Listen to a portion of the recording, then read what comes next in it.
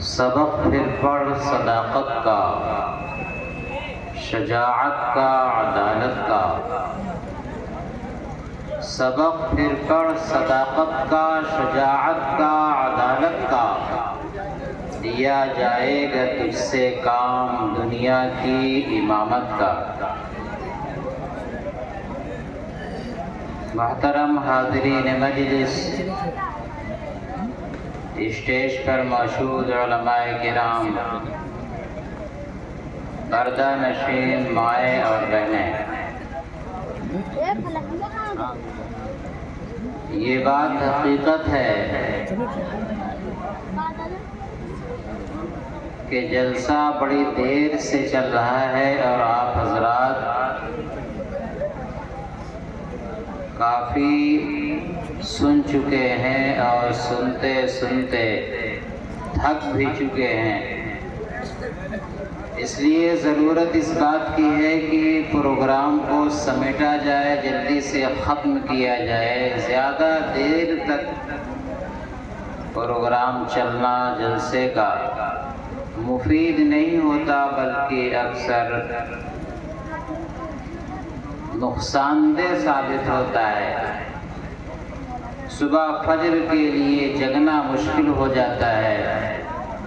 جو فجر کی نماز کی پابندی کرنے والے ہیں ان کے لیے بھی نماز چھوٹنے کا سبب بن جاتا ہے اکثر یہ لمبا جلسہ۔ اس لیے میں آپ کے سامنے مختصر میں کچھ باتیں رکھنا چاہتا ہوں۔ محترم حاضرین، ابھی اس سے پہلے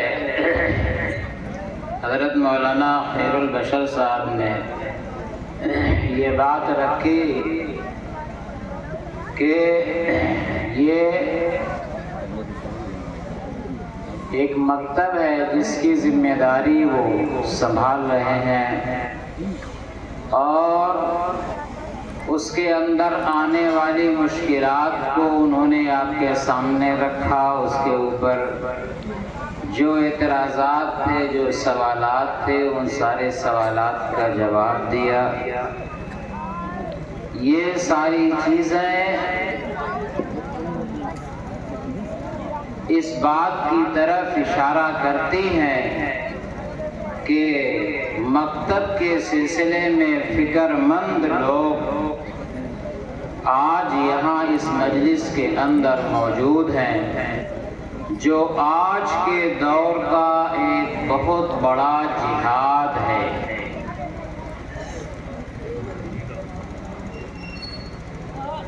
میں اس وقت آپ کو مکتب کی اہمیت پر تھوڑی سی بات رکھ کر کے اس پر آپ کی توجہ مرکوز کرنا چاہتا ہوں۔ اس پر تھوڑی سی بات آپ غور سے سنیں گے۔ یہ مکاتب جو آپ کو چھوٹے چھوٹے نظر آتے ہیں، چھوٹے چھوٹے بستیوں میں جہاں پہ مسلم آبادیاں ہیں، وہاں پہ یہ مکاتب جو نظر آتے ہیں، انہیں آپ دین کا قلعہ، دین کی حفاظت کا سب سے بڑا مرکز، اسلام کے وجود کا سبب، جو بھی کچھ کہیں وہ سب کم ہے۔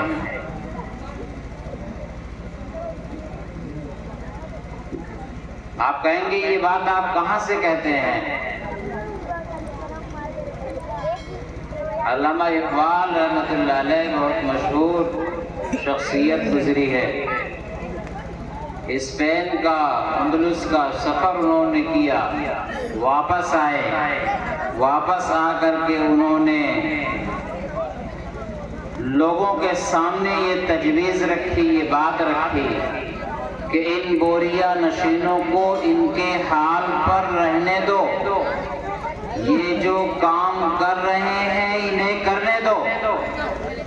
اگر اس کام کے اندر یہ نہ لگے اور خدا نہ خواستہ یہ بوریا نشینی بند ہو گئی، یہ کام بند ہو گیا، یہ مکتب کی تعلم اس کا سلسلہ منقطع ہو گیا، تو خدا نہ خواستہ اگر وہ دن آیا تو وہی حال ہندوستان کا ہوگا جو میں اسپین کے اندر، اندلس کے اندر جو میں مسلمانوں کا انجام دیکھ کر آیا۔ یہ میں نے نہیں کہا، یہ علامہ اقبال رحمۃ اللہ علیہ نے دنیا دیکھ کر کے تب یہ تجویز پیش کی۔ میرے بھائیوں، غیر اس بات کو خوب سمجھ رہا ہے اور ہم اس بات کو نہیں سمجھ پا رہے ہیں۔ یہی خلا جو بیچ کا ہے، اسی کو ہم بھر کر کے آپ کے سامنے سے چلے جائیں گے۔ غیر اس کو خوب سمجھ رہا ہے۔ یہ بات میں نے کیوں کہی؟ میں مکتب کے نظام سے میں بھی جڑا ہوا ہوں، چھوٹے چھوٹے مکاتب ہیں، ان کی دیکھ ریکھ کرتا ہوں اور مکاتب کے اوپر کچھ کام کرتا ہوں، تو اس لیے تھوڑی تحقیق میں نے اس پر کیا، تھوڑا سا اس کی تاریخ پتا کیا۔ یہ مکاتب ہمارے جو چھوٹے چھوٹے موجود ہیں گاؤں میں، ان کا قیام کب آیا، عمل میں آیا، یہ کب وجود میں لائے گئے، کس بنیاد پہ، کیا وجہ، کیا بیک گراؤنڈ اس کا ہے، اس کے پیچھے کی سوچ کیا تھی۔ جب اس پر ریسرچ کیا، اس پہ تحقیق کیا، تو بات میں وہاں پر لے کر کے پہنچا۔ ہندوستان کے اندر جس وقت انگریزوں کا تسلط پورے زور و شور کے ساتھ تھا، ہندوستان کے اندر انگریزوں کا تسلط پوری طرح سے پنجے جما چکا تھا، اس وقت ایک وزیر تعلیم ہندوستان کے اندر آیا۔ یاد رکھیں آپ کہ ہندوستان میں جب انگریزوں نے پنجہ گاڑنا شروع کیا، اسی وقت سے مخالفت شروع ہو گئی تھی۔ جس وقت ان کا قبضہ ملک ہندوستان پر ہوتا گیا اور بڑھتا گیا، جو اس وقت کے مسلم حکمراں تھے، اپنے اپنے اعتبار سے انہوں نے مزاحمت، کوشش، جد و جہد کرنا شروع کر دیا تھا۔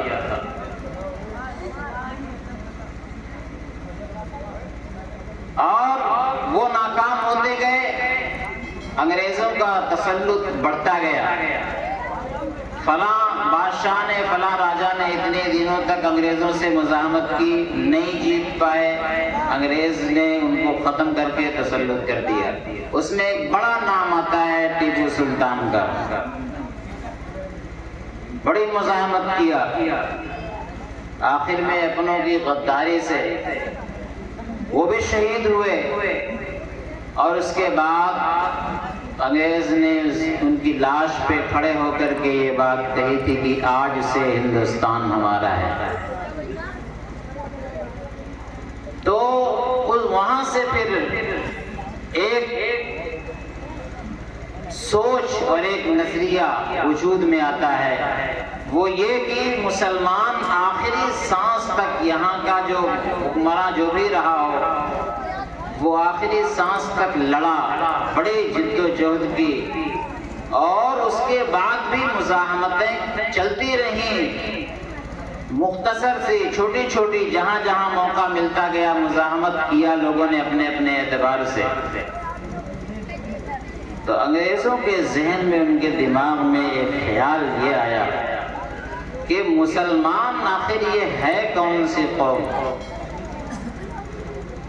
کہ جو یہ جان کر کے بھی کہ ہم کچھ کر نہیں پائیں گے، اس کے باوجود یہ ہمت نہیں ہارتی اور یہ مزاحمت کرتی ہے، ہمارا مقابلہ کرتی ہے۔ یہ سوچ، یہ فکر 1834 کے اندر ایک وزیر تعلیم آیا ہندوستان کے اندر، لارڈ میکالے، اس کا اصلی نام تھا ولیم بیمبنگس۔ لارڈ میکالے کے نام سے جانا جاتا تھا، وہ اسی نام سے وہ تاریخ کی کتابوں میں ملتا بھی ہے۔ اس نے ہندوستان کا دورہ کیا، تقریباً ساری ریاستوں میں اس کا سفر ہوا، سب جگہ اس نے دیکھا اور جہاں جہاں مزاحمتیں ہوئی ان پر غور کیا، تو اس کو ایک فکر اور ایک سوچ اس کے ذہن کے اندر آئی، اور اس نے ہندوستان کے تعلیم کے اندر ایک بدلاؤ لانے کی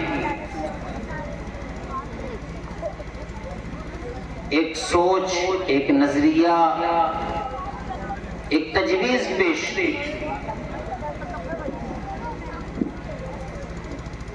اس تجویز کا اس نے انعقاد کیا، پورا اس کو ترتیب دیا، اس کا نام دیا ڈان ورڈ فلٹریشن تھیوری، عالمی پیمانے پر تعلیم کی تجدید کاری۔ زبردست اس نے اس پر پورا ایک نظریہ بنایا، پوری ایک تجویز سامنے رکھ کر کے، اور اس کو پارلیمنٹ کے اندر پیش کیا۔ اس تھیوری کو میں نے پڑھا ہے، اس نظریے کو پڑھا ہے، اس کے اندر جو بڑی لمبی چوڑی تجویز تھی، اس تجویز کو غور سے دیکھنے کے بعد اس کے اندر جو ملتی ہے پوائنٹ کی چیز، وہ دو ملتی ہے۔ اس تجویز کے اندر دو اہم پوائنٹ، دو اہم چیزیں تھیں جو آپ کے سامنے رکھنے کے لائق۔ اس میں ایک تجویز تو یہ تھی کہ ہندوستان کی تعلیم کا ایسا سسٹم بنایا جائے، یہاں کے چھوٹے چھوٹے بچوں کو ایسی تعلیم دی جائے، ان کا ذہن ایسا بنایا جائے، ان کی ذہن سازی ایسی ہو کہ وہ ہندوستانی تہذیب کو غلط اور گندا سمجھنے لگے، ہندوستانی تہذیب کو غلط تہذیب سمجھنے لگے۔ ایک نظریے کے اندر اس کے جو ایک پوائنٹ تھا وہ یہ تھا، ایسی تعلیم ان کو دی جائے، اپنی تہذیب سے، اپنے کلچر سے، ہندوستانیوں کو ان کے اپنے کلچر سے ان کو نفرت دلائی جائے، اور ویسٹرن کلچر کو، مغربی تہذیب کو ان کے ذہن کے اندر رچایا بسایا جائے۔ یہ ایک نظریہ۔ دوسرا نظریہ جو اس کے اندر اس نے ذکر کیا تھا وہ یہ کہ خاص طور سے مسلمانوں کو اور پورے ہندوستانیوں کو مذہب بیزاری کی طرف ڈھکیلا جائے، لا مذہبیت، ان کے ذہن کے اندر مادیت کا ایسا ٹھوس نظام رکھ دیا جائے کہ یہ مذہب کو اور مذہب کی چیزوں کو سوچنا، اس پر غور کرنا، اس کو ماننا بند کرنے کا، کیونکہ اس نے دیکھا تھا کہ آخر کون سی چیز ان کے ذہن کے اندر ہے۔ یہ معلوم ہے کہ ہم کچھ کر نہیں پائیں گے، لیکن آخری وقت تک، خون کا آخری قطرہ گرنے تک یہ لڑنے کے لیے تیار ہے۔ کیا سوچ ہے؟ تو اس نے پتہ کیا تو پتہ یہ چلا کہ ان کے اندر ایک سوچ یہ ہے کہ ہم اگر اپنے وطن کے لیے لڑتے لڑتے شہید ہو جائیں گے تو ہم سیدھا جنت میں جائیں گے۔ جنت کا مختصر ترین راستہ ان کے مذہب نے ان کو وطن پرستی، وطن کے لیے خون کا قطرہ بہانے کے اندر ان کو مذہب نے سکھایا۔ اور آج بھی اگر کوئی قوم شوق سے اور چاہ کر موت کو گلے لگانے والی ہے تو وہ قوم مسلم ہے، جو یہ جانتی ہے کہ یہ موت، یہ شہادت ہمیں جنت کا بہت جلد سے جنت پہنچانے والی۔ حدیث پاک کے اندر موجود ہے 2 قطرے ایسے ہیں کہ زمین پر گرنے سے پہلے اللہ ان کی مغفرت کر دیتا ہے۔ ایک وہ قطرہ جو اللہ کے خوف سے اللہ کو یاد کر کر کے آنکھ سے آنسو کا قطرہ جو گرا ہے، وہ زمین پر گرنے سے پہلے اللہ اس کی مغفرت کر دیتا ہے۔ اور دوسرا وہ قطرہ جو وطن پر، اللہ کے نام پر، قوم کے نام پر، اسلام کے نام پر، دھرم کے نام پر، مذہب کے نام پر، دین کے نام پر جو جنگ کرتے ہوئے خون کا قطرہ جو زمین پر گرتا ہے، اللہ اس کی زمین پر گرنے سے پہلے سے مغفرت کر دیتا ہے۔ اب آپ بتاؤ، جہاں یہ نظریہ جس کے ذہن میں رہے گا وہ کبھی آپ سے ہار مانے گا؟ وہ کبھی آپ سے خوف کھائے گا؟ نہیں کھائے گا۔ تو لارڈ میکالے نے جو نظریہ پیش کیا تھا، تعلیمی تجویز جو پیش کی تھی، نئی پالیسی، اس میں اس چیز کو رکھا تھا، یہ 2 چیزیں، ایک تو ان کو انگریزی خوب پڑھائی جائے، ویسٹرن کلچر ان کو بتایا جائے، اور ان کو ہندوستانی کلچر سے نفرت ہو جائے۔ آج اس میں وہ مکمل کامیاب ہو گیا، اور لامذہبیت کی طرف اسے ڈھکیلا جائے۔ یہ مذہب کو کوئی چیز نہ سمجھے۔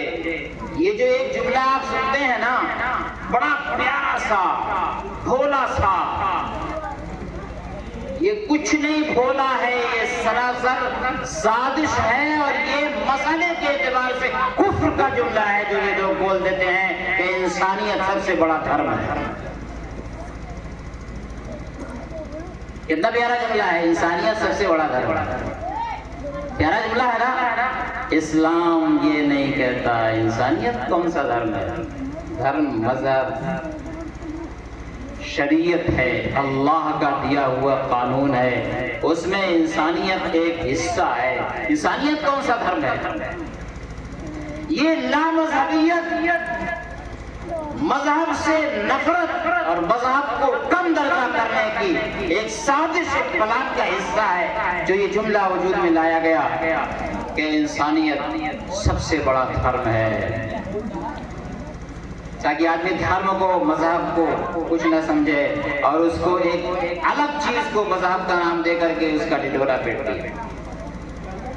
اس زمانے میں بڑی سازشوں کے ساتھ، بڑی پلاننگ کے ساتھ ایسے محاورے بنائے گئے کہ جس سے لامذہبیت، جس سے مذہب کے اوپر ایسا سسٹم بنا دیا جائے کہ مذہب سے لوگ بیزار ہو جائیں اور مذہب کو کچھ نہ سمجھیں۔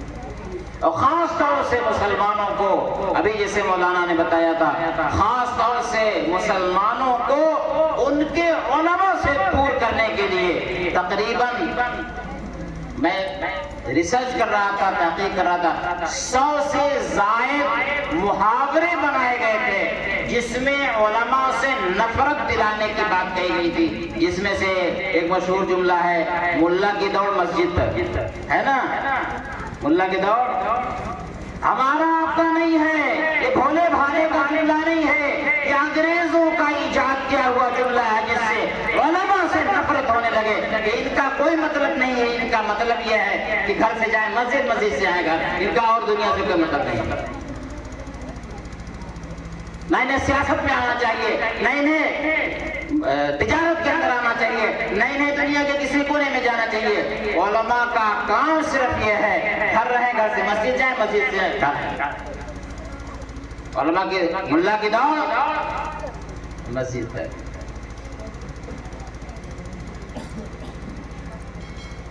اس طرح کے تقریباً 100 محاورے ایسے ایجاد کیے گئے تھے جس میں علماء سے نفرت دلانے کا پہلو تھا۔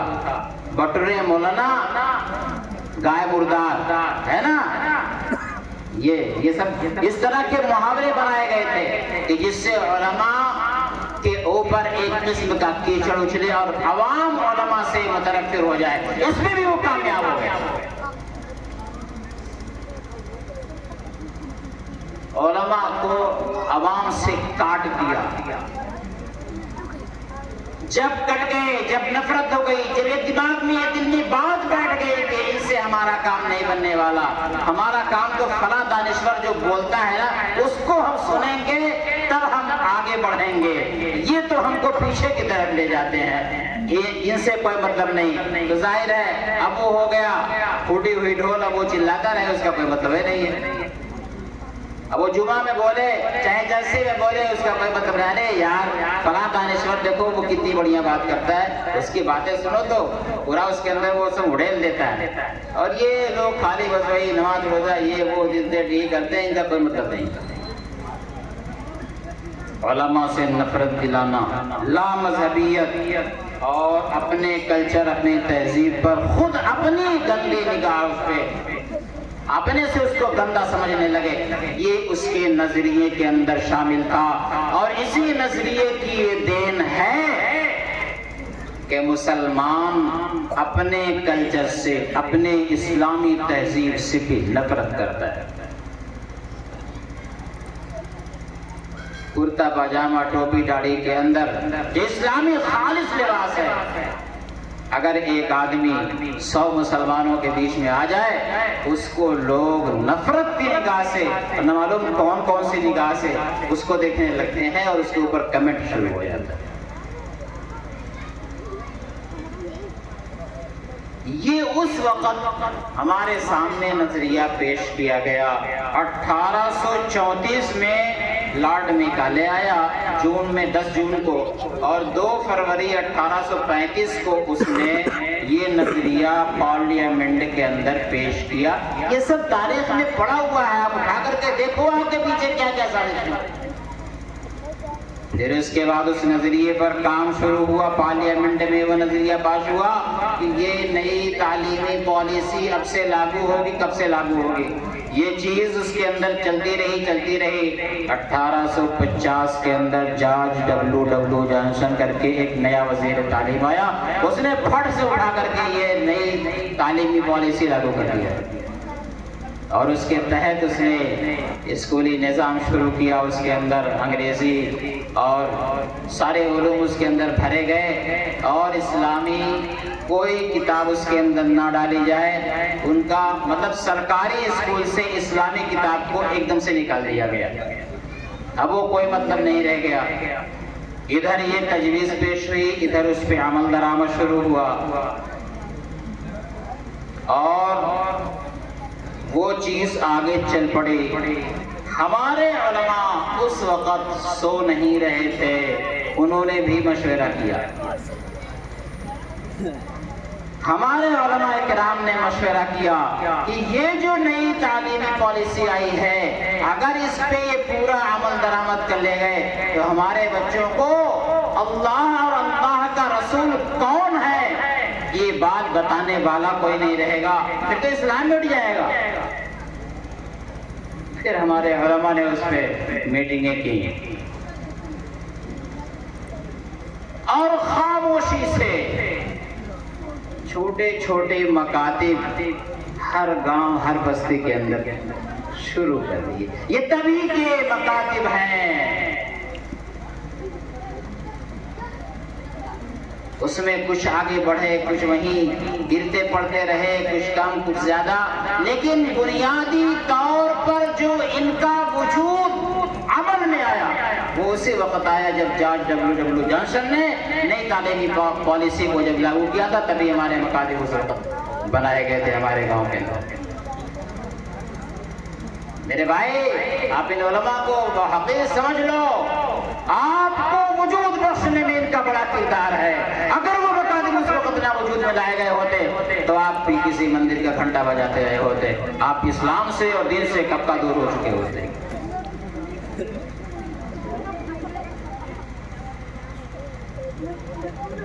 اس لیے غور سے اپنی تاریخ کو پڑھو اور اپنی بھول سے کی ہوئی غلطیوں کا تدارک کیجیے. اس کا مداوع کیجیے۔ جو غلطیاں ہم سے ہوئی ہیں ان غلطیوں کا مداوع کیسے ہوگا، ہمارے آبا اجداد سے جو غلطیاں ہوئی ہیں اس کا مداوع، اس کی بھرپائی کیسے ہوگی، اس کے بارے میں غور کیجیے۔ اب وہ مکاتب وجود میں آئے، ادھر بھی کام ہوا ادھر بھی کام ہوا، اور کام دونوں طرف ہوتا رہا۔ میں یہ نہیں کہتا کہ فیصد کس کا کتنا ہے، لیکن یہ کہا جا سکتا ہے کہ ایک بڑی کامیابی مکاتب کے ذریعے سے اسلام کو ہندوستان کے اندر بچانے میں ملی۔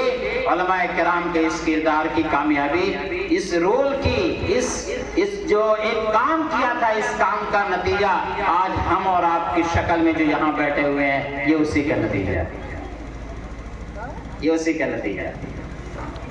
میں کہتا ہوں کہ وہ بھی کامیاب ہوئے، اور انہوں نے جو لامذہبیت، مذہب سے نفرت، مذہب کو ہلکا سمجھنا، جس چیز کی بنیاد انہوں نے تعلیمی پالیسی کے اندر رکھی تھی، اس کے اندر بھی وہ کامیاب نظر آ رہے ہیں۔ اور ایک بڑا حصہ ہماری قوم کا مذہب سے بیزار ہے آج بھی۔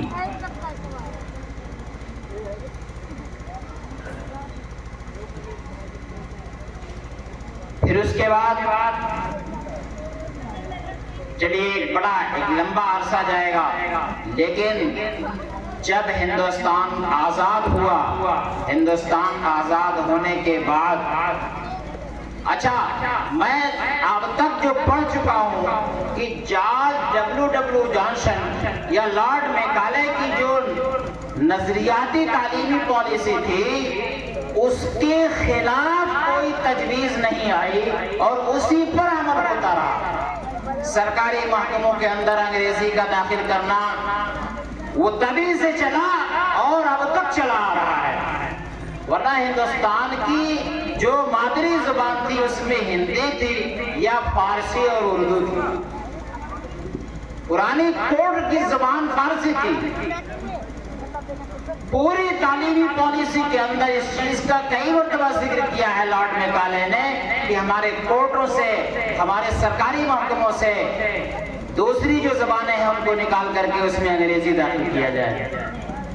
داخل کیا، لیکن مدعا علیہ آج بھی نہیں بدل پائے نا، نہیں بدل۔ عربی کا وہ جملہ آج بھی موجود ہے، 10-20 جملے ایسے ہیں، عدالت میں جاؤ سنو تو یہ پتہ چلتا ہے کہ یہ دیکھو یہ وہیں سے لیا ہوا جملہ ہے، اس کو نہیں بدلے، باقی سے بدل دیا۔ وہ نظام چلا، اس نظام کی جو بھی حالت رہی ہو، ایک لمبا عرصہ، ایک زمانہ گزرا، لیکن ہندوستان آزاد ہونے کے بعد جو تعلیمی نظام بنایا گیا اس میں مولانا ابوالکلام آزاد رحمت اللہ علیہ ایک بڑے مفکر، بڑے عالم دین اس کے اندر شامل تھے۔ انہوں نے اس کے اندر کسی حد تک سدھار لانے کی کوشش کی، لیکن ایک اکیلا تنہا کیا کر سکتا ہے؟ پورے نظام کو بدل تو نہیں سکتا ہے، لیکن اس کے اندر کچھ ترمیم، کچھ چیزیں لا کر کے داخل کی گئیں، جس میں ایک بڑی چیزیں یہ تھی، ہمارے بزرگوں کی میراث، ہمارے بزرگوں کی جو چیزیں تھیں ان کو تعلیمی اسباق کے اندر شامل کرنا، یہ ہمارے علماء کی اور ہمارے مولانا ابوالکلام آزاد رحمۃ اللہ علیہ کی، یہ انہی کی دین ہے۔ اور دین ہے کیا، دین تھی کہہ لو، کیونکہ جو نئی تعلیمی پالیسی آئی ہے اس میں مغلوں کی کسی ایک وراثت کا تذکرہ کرنا اس کو بین کر دیا گیا۔ اسلامی بادشاہ جتنے گزرے ہیں اس میں سے کسی کی تاریخ، مغل میں سے جو بھی ہے اس میں سے کسی کی تاریخ اب ہمارے نئے اسباب کے اندر نہیں آئے گی۔ جو ادھر 2023 اور 24 میں جو لاگو کی گئی ہے نئی تعلیمی پالیسی، آپ کو کچھ معلوم بھی ہے آپ کے پیچھے کیا ہو رہا ہے؟ اور اس سب کو ہٹا کر کے اور رامائن مہابھارت کی کہانیاں یہ سب اس میں لا کر کے لازم کر دیا گیا ہے کہ اس کے اندر ہر بچے کو پوری رامائن کی کہانی ان کے اسباق کے اندر پڑھائی جائے گی. ان کو چاہے وہ کسی بھی اسکول سے پڑھیں گے ان کے اسباق کا حصہ بنے گا. کتابیں چھپ چکی ہیں نئی تعلیمی پالیسی کی. میرے بھائی بڑی سازشیں ہو رہی ہیں ہمارے پیچھے. کہاں تک میں آپ کے سامنے ذکر کروں. مجھے بتایا گیا تھا کہ آدھے گھنٹے آپ کا وقت ہے اور شاید آدھے گھنٹے ہو چکا. ابھی ہے 5-7 منٹ. میں آپ کے سامنے 2 باتیں کہہ کر کے جانا چاہتا ہوں. ایک بات تو یہ ہے کہ اپنے مکتب کے نظام سے خوب دل و جان سے جڑ جاؤ. ایک دم سے ہلکا مت سمجھو. علامہ اقبال رحمۃ اللہ علیہ بلا وجہ نہیں بولے تھے. یہ حقیقت ہے. جس دن مکاتب بند اس دن اسلام ہندوستان سے ختم.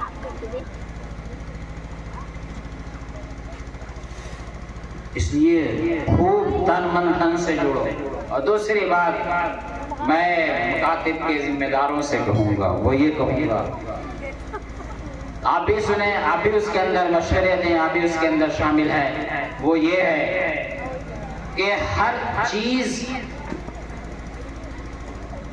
زمانے کے اعتبار سے اپ ڈیٹ ہوتی ہے. ہمارا موبائل ہے, موبائل ہم نے جب خریدا تھا آج سے 4-5 مہینے پہلے, تو پھر میں موبائل چلا رہا تھا اور چلتے چلتے پتہ نہیں کیوں سلو بہت چلنے لگا. تو میرا ایک بھتیجا ہے, میں نے اس سے کہا کہ میرا موبائل پتہ نہیں کیوں سلو بہت چل رہا ہے. تو اس نے برجستہ سوال کیا کہ اپ ڈیٹ مارے ہو. میں نے کہا اپ ڈیٹ تو میں نے نہیں مارا. تو کہا اس کے اندر دیکھو میسج آیا ہوگا. تو واقعی میں نے دیکھا تو اس کے اندر لکھا ہوا تھا there are updates are available. کئی اپڈیٹس موجود ہیں, آپ ان کو ماری اپڈیٹ کیجیے. اور پھر اس نے کچھ نہیں کیا, اپڈیٹ کیا اور موبائل اپنا پرانا فنکشن جو اس کے اندر تھا وہ موبائل سے ختم ہو کر کے نیا فنکشن آ گیا. جیسے اپڈیٹ مارا سب فنکشن اس کا اپڈیٹ ہو گیا, نیا فنکشن اس کے اندر آ گیا اور موبائل خوب بڑھیا چلنے لگا. زمانہ اپنے اعتبار سے اپڈیٹ ہوتا رہتا ہے. ہم کو بھی اپڈیٹ ہونے کی ضرورت ہے. لیکن اپڈیٹ کا مطلب یہ تھوڑی نہ ہے کہ ہم اپنی پہچان بھول جائیں, ہم اپنی چیزیں بھول جائیں. نہیں, اپڈیٹ کا مطلب یہ ہے ہر شخص زمانے کے علوم کو پڑھانے کے لیے کانوینٹ کے اندر, انگریزی اسکولوں کے اندر بھیجنا چاہتا ہے. ہم ایک ایسا مکتب قائم کریں, ایسا مکتب کے اندر نظام بنائیں کہ جس میں قرآن اور حدیث بنیادی تعلیم کے ساتھ ساتھ انگریزی کی 1 نمبر کی تعلیم, سائنس کی 1 نمبر کی تعلیم. میں نے اپنے یہاں مکتب کے اندر اس کو شروع کیا اور میرا مکتب کانوینٹ سے بھی آگے بڑھ گیا. اتنی تیزی سے اس کے اندر بچے داخل ہونے لگے, میرے پاس جگہ نہیں ہے. 1 سال 2 سال گزرا, پھر کسی نے مقابلہ کر دیا. 2-3 بچے تھے میرے مکتب کے, 2-3 بچے تھے کانوینٹ کے. ان کو اسپیلنگ نہیں معلوم تھی, میرے بچوں کو فرسٹ کلاس اسپیلنگ آ رہی تھی. اس نے کئی ایک مشکل